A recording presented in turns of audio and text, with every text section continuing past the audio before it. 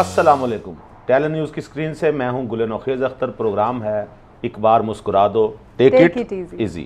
ख़वातीन हज़रात, मेरे साथ मौजूद हैं सुमेरा मिर्ज़ा और हमारे आज के मेहमान। ये एक ऐसी शख्सियत हैं 1980 की फ़िल्मी सनत में इनका बहुत बड़ा मुकाम है। जिन लोगों ने वो दौर देखा है और उस दौर की फ़िल्में देखी हैं वो इनके नाम से बखूबी वाकिफ़ होंगे। आज की नस्ल भी इनके नाम से वाकिफ़ है क्योंकि ड्रामों में भी मुस्तकिल किरदार अदा कर रहे हैं। हीरो का किरदार अदा करते रहे, मुख्तलिफ बेहतरीन गाने इन पर पिक्चराइज हुए। एक दौर था इनका जो हमने देखा। आज हमारे साथ मौजूद हैं मोहतरम जनाब गुलाम मोहिउद्दीन साहब। सर बहुत शुक्रिया। गुलाम मोहिउद्दीन साहब के बारे में बात करने से पहले इनके हवाले से हमारे पास एक पैकेज मौजूद है, पहले आप वो देखिए। 80 की दिहाई के मकबूल तरीन फिल्मी अदाकारों में से एक नाम गुलाम मोहिउद्दीन का है। आप 27 अक्टूबर 1951 को पैदा हुए और आपने तकरीबन 50 से 70 साल पर मुहित करियर के दौरान उर्दू और पंजाबी की 400 से ज़ायद फिल्मों में काम किया। 1974 में आपने फिल्म इंडस्ट्री में अपने करियर का आगाज फिल्म दिल वाले से किया और 1975 में आपने फिल्म मेरा नाम है मोहब्बत में काम किया। ये फिल्म पाकिस्तान और चीन दोनों में ब्लॉकबस्टर हिट साबित हुई। ये फिल्म एक चीनी लोक कहानी से मुतासिर थी और इसमें बाबरा शरीफ ने बतौर लीड अदाकारा डेब्यू किया था।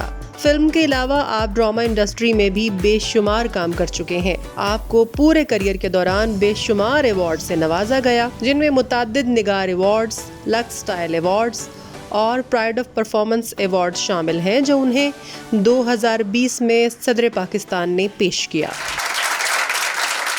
और हमारे पास एक सस्पेंडेड पुलिस एहलकार भी मौजूद हैं जिन्होंने रिक्वेस्ट की कि वो इस प्रोग्राम में आना चाहते हैं क्योंकि वो गुलाम मोहिउद्दीन की फिल्मों के बहुत बड़े प्रस्तार हैं। हमारे साथ मौजूद हैं मस्कीन दादड़ साहब। अस्सलाम वालेकुम जनाब, की हाल है? वालेकुम सलाम। सर बहुत शुक्रिया, आप तशरीफ़ लाए हैं। हमें वैसे भी आपसे मिलने का बड़ा शौक़ था। आपकी फ़िल्मों की बात तो की है नौखेज़ साहब ने सर, लेकिन मैंने जितनी रिसर्च मेरे सामने आई है उसमें ये पता चला है कि आपको शौक़ तो क्रिकेटर बनने का था और आप एक्टर बन गए। ये कैसे हुआ? हम ये आपने सही कहा। एक्चुअली मेरे मोहल्ले में जहाँ मैं रहता था वहाँ पे 2 सिनेमा हाउसेस थे। अच्छा। तो मैं जाता था फिल्में देखने के लिए वहाँ पे, और फिल्में भी मैं ऐसे देखता था कि पता ना लगे कि मैं घर वालों को कि मैं फ़िल्म देख के आया हूँ। सही। पहले 1 घंटे की फ़िल्म देखी, फिर वापस आ गए, घर आ गए। नेक्स्ट डे फिर क्रिकेट के बहाने शाम को निकले, प्रैक्टिस करने जा रहे हैं। वो टाइमिंग कर ली कि अच्छा वो सीन ख़त्म हो गया होगा, अब ये करना है। सही। फिर वो इस तरह करके देखता रहा। बस वो आहिस्ता आहिस्ता शौक़ चलता रहा। फिर रेडियो से मैंने किया, स्टूडेंट्स के प्रोग्राम होते थे बस में तलबा के नाम से। अच्छा जी। तो ये बात है 71 की वॉर जब हुई थी ना, आप तो खैर छोटी, उनको नहीं पता होगा, आप तो थे या नहीं थे उसमें? मैं तो पैदा ही नहीं हुआ था। वॉर के बाद पैदा हुआ? नहीं जनाब, मैं मौजूद था जनाब हीरो साहब। अच्छा, वॉर आपकी वजह से हुई थी फिर। एग्जैक्टली। तो बस वहाँ से फिर शुरू किया। फिर मैंने मॉडलिंग की, फिर वॉइस ऑफ अमेरिका भी किया मैंने, फिर पीटीवी के प्लेस किए। फिर मेरा एक प्ले था, वो शबाब किरानवी साहब अल्लाह मग़फ़िरत करे, उन्होंने देखा तो उन्होंने मुझे कन्विंस किया कि आप फिल्म के लिए बहुत सूटेबल आर्टिस्ट हो, आप फिल्म करो। तो बस फिर वहाँ से आए और अल्हम्दुलिल्लाह वो मेरी फिल्म मेरा नाम है मोहब्बत तो ऐसी कामयाब हुई। फिर वो सफ़र चलता रहा 35-40 साल, 35 साल, और तकरीबन 250-300 फिल्में की, उर्दू पंजाबी सारी माशाल्लाह। ये बताइए, ये जो फिल्म है आपकी मेरा नाम है मोहब्बत, ये हमें जहाँ तक याद पड़ता है ये चाइना में भी बड़ी हिट हुई थी। चाइना में रिलीज़ हुई है ये। तो चाइना में जब ये रिलीज़ हुई है तो इसके साथ सबटाइटल्स भी थे? यस। अच्छा। डायलॉग जो थे सबटाइटलिंग थी वो, राइट, एंड गाने जो थे वो ओरिजिनल थे वो। ओके। तो क्या रिस्पांस मिला चाइना से? वो 14-15 साल कंसेक्यूटिव चली है, तो उससे आप अंदाज़ा लगाएं। फिर उन्होंने अपनी मोहब्बत का इजहार किया, मुजस्समे लगाए हुए वहाँ उन्होंने मेरे, और मिलते हैं आज भी। वो चाइनीज़ मेरे दोस्त से उनका फ़ोन आया था। क्या बात। तो बहुत मोहब्बत ये लोग। ये हमारे मस्कीन दादड़ साहब जो हैं ये भी एक दफ़ा चाइना गए थे और गैर कानूनी तौर पे चुके गए तो वहाँ पे पकड़े गए। उन्होंने पूछा कि आप क्या करने आए हैं यहाँ पे? कहने लगे मैं ब्रूसली के उर्स पे आया हूँ। ब्रूसली हैं जी, वो ਉਹ ਜਿਹੜੀ ਉਹਦੀ ਫਿਲਮ ਸੀ ਨਾ ਜੀ ਆਪਣਾ ਕਿ ਪਤਾ ਨਹੀਂ ਕਿਹੜੀ ਫਿल्म थी, वो बहुत हिट गई थी। बड़ी हिट थी। आप ये बताएं मस्कीन साहब, आप सुना सस्पेंडेड हैं, पुलिस से आपको सस्पेंड किया गया है। मेरी प्रमोशन होने लगी सी, अच्छा मैंने फुल लगन लगे सन, अच्छा, तो पता नहीं किसी मेरी शिकायत कर दी थी, उन्हें फुल भी वापस ले ले और वर्दी मेरे को वापस लेने ली। ये वर्दी आप क्यों पहन के फिर रहे हैं? मैं अपनी यादों को ताज़ा ना रखा, वर्दी चेंज हो चुकी है, पंजाब पुलिस की वर्दी चेंज हो चुकी है। ठीक है। मैं पुरानी नु एजाजी तौर पे सीने ने लाए हुए हैं। ओहो। ओए, और ये पहन के आप क्यों फिरते हैं बाय द वे? अरे मेरा रोब है पिंड च भाजी को गल भला करने वाली। अच्छा हाँ जी, पिंड में रख रखाओ है, पिंड का चौकीदार मेरे कोले, ओके। किसी का कोई मामला हो जाए खराब मेरे कोले, पिंड की दुकान से मेरा उधार लगे है। हाँ जी। हाँ जी, और मेरे को छेती नहीं मांगता, रोब इसी वर्दी की वजह से। वर्दी की वजह से रोब। तो चौकीदार वाली वर्दी पहने ना आप, ये क्यों पहने? ਉਹ ਮੈਂ ਰਾਤ ਨੂੰ ਮੇਰਾ ਮਤਲਬ ਮੋਢੇ ਤੇ ਸਾਬਤ ਹੁਆ ਰੱਖ ਕੇ ਤੇ ਮੈਂ ਨਿਕਲਣਾ ਵਾ। ਮੈਂ ਤੁਹਾਨੂੰ ਕੀ ਸਮਝਾਵਾਂ, ਕਈ ਦਫਾ ਡਾਕੂ ਆਏ ਨੇ। अच्छा ਹੈ ਜੀ, आपके घर भी कभी डाका पड़ा? 4 ਵਾਰੀ ਮੇਰੇ ਘਰ ਡਾਕੂ ਆਏ ਨੇ। ओहो ਪਹਿਲੀ ਵਾਰੀ ਆਏ ਨੇ, अच्छा एंजल मारी खोली उन्होंने, उधर मैं भी उठ गया। अच्छा मैं कहा ओए डाका मारने लगे हो?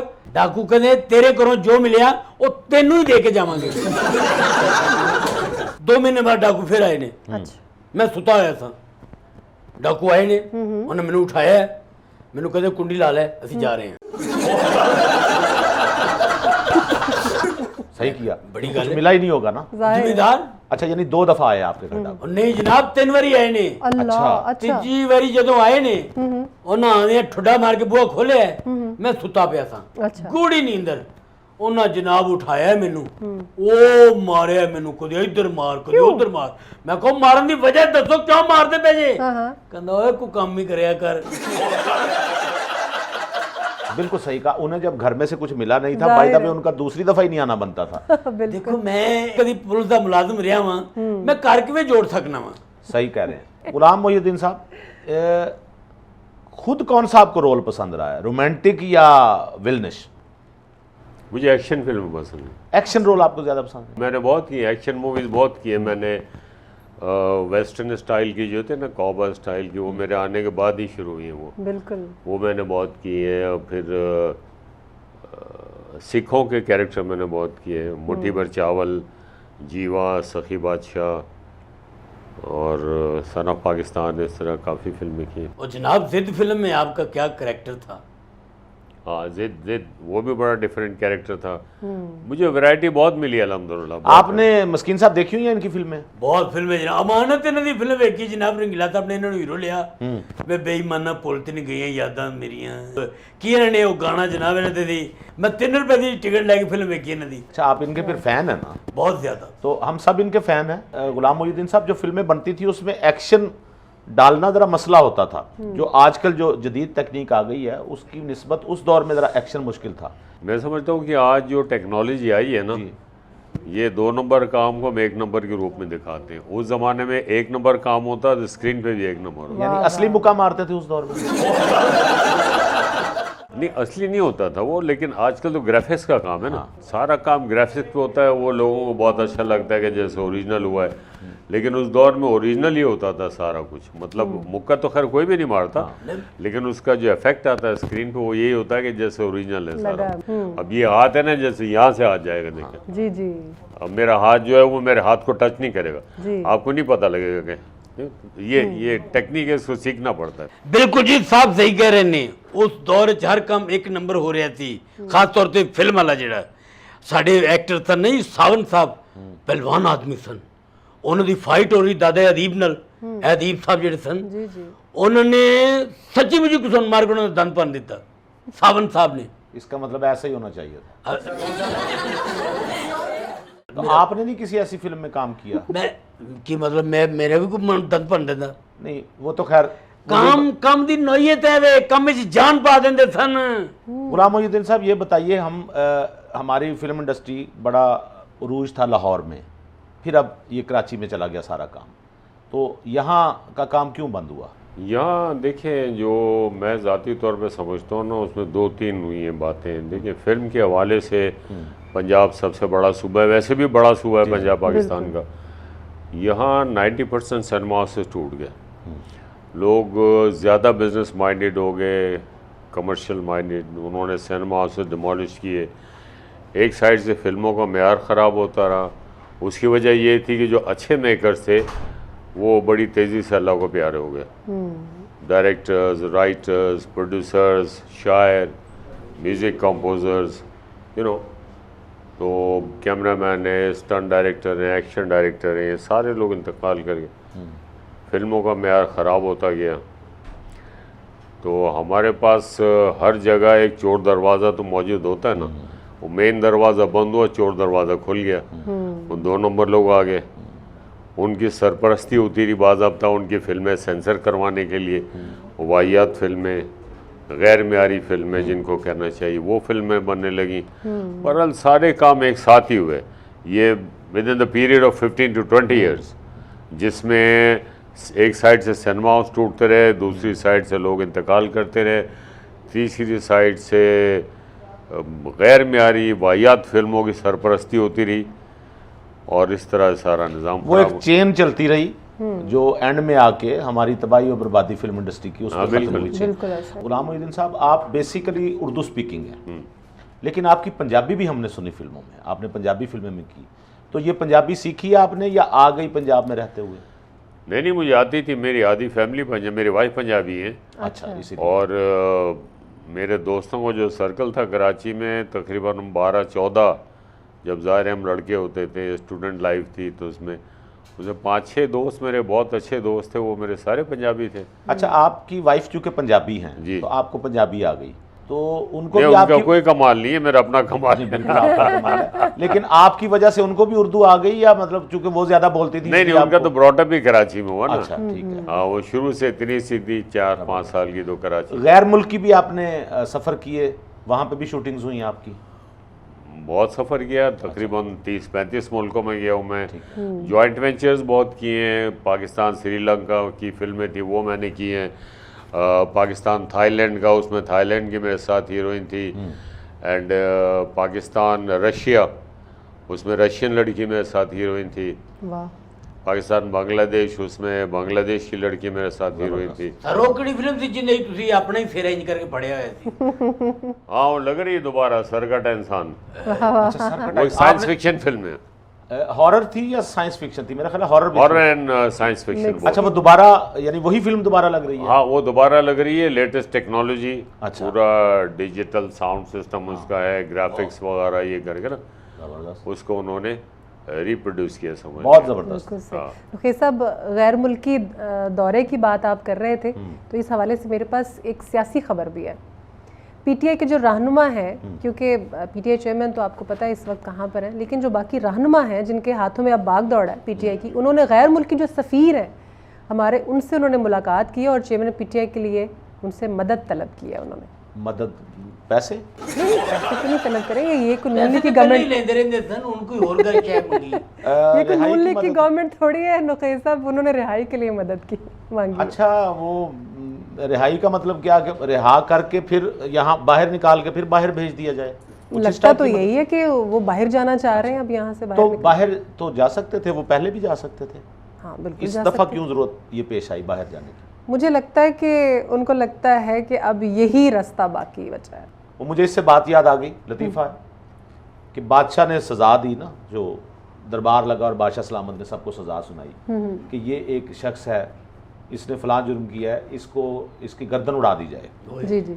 दूसरे के लिए सज़ा दी कि इसने ये फ़लाँ जुर्म किया है तो इसके हाथ काट दिए जाएँ, इस बंदे को जेल में डाल दिया जाए। होते होते एक शायर भी मौजूद था दरबार में, तो बादशाह सलामत ने जब उसका जुर्म सुना, कोई उससे खिलाफ कानून कोई काम हुआ था, तो हुक्म दिया कि इसको गधे पे बिठा के मुंह काला करके सारे शहर के 2 चक्कर लगवाए जाएं। ठीक है।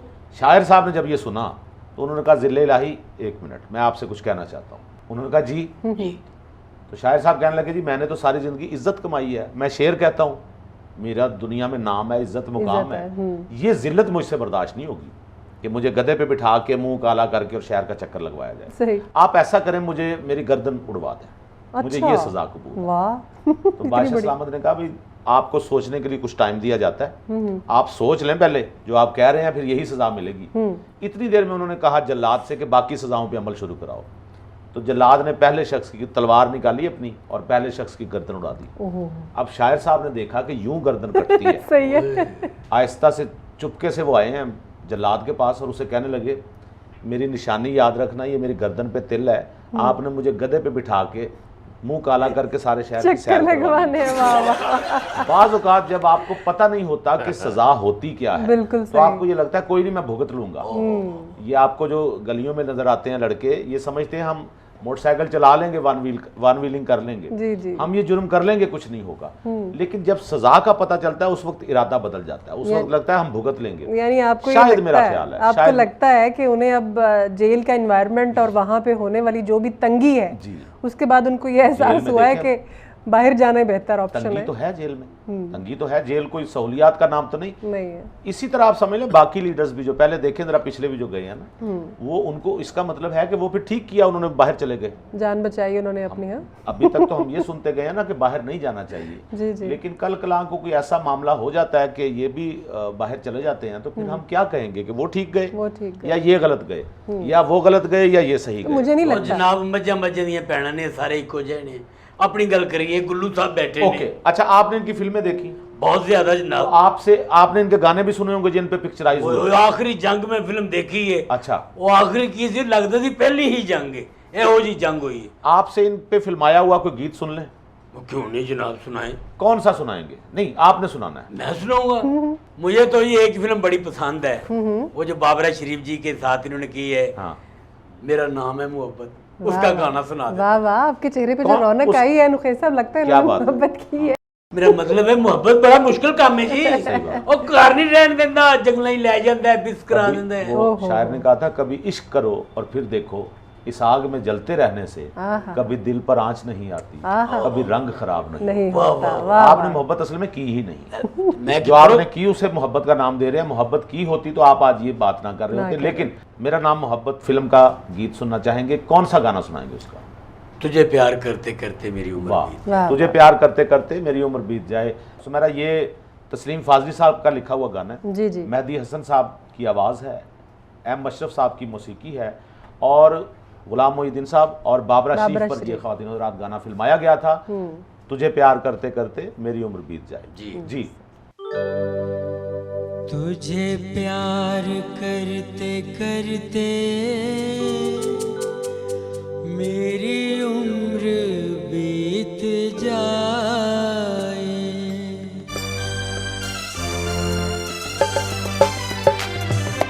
तुझे प्यार करते करते मेरी उम्र बीत जाए, तेरा नाम हर जुबां पे मेरे साथ साथ आए, तुझे प्यार करते करते मेरी उम्र बीत जाए।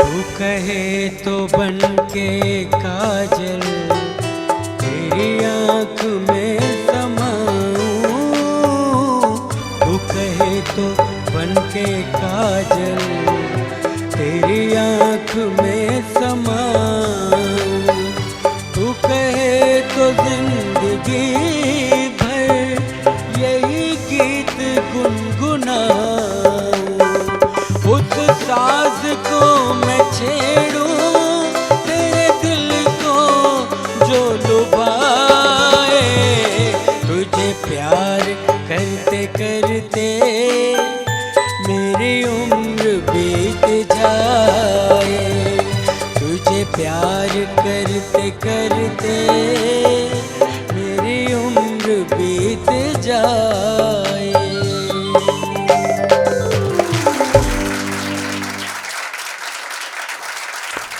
क्या बहुत बात। अच्छे मस्कीन साहब, Thank you माशाल्लाह जी। आपकी आवाज़ बहुत अच्छी है। और नौकरी से जनाब मैनूं रैती नंबरां ते मिल गई थी। अच्छा, हाँ जी, चूंकि मेरे वालिद साहब पुलिस में बड़े ਵੱਡੇ होते थे सन। क्या थे वो? वो ना पुलिस बैंड ही सन। हाँ जी, हाँ जी, बैंड मास्टर सन ना। वाह। पूरा आगे लेके टेन टेन टेन ये लॉजिक उनके पास होती थी। एंटरटेनमेंट तो है ना, ये तो हाँ मानेंगे ना। जी, तो बस इस बुनियाद पे ना बड़े अफसर ने मुझे रख चले लिया। माशाल्लाह, और आपकी इसी खूबसूरत गाने के साथ हम यहाँ लेंगे ब्रेक।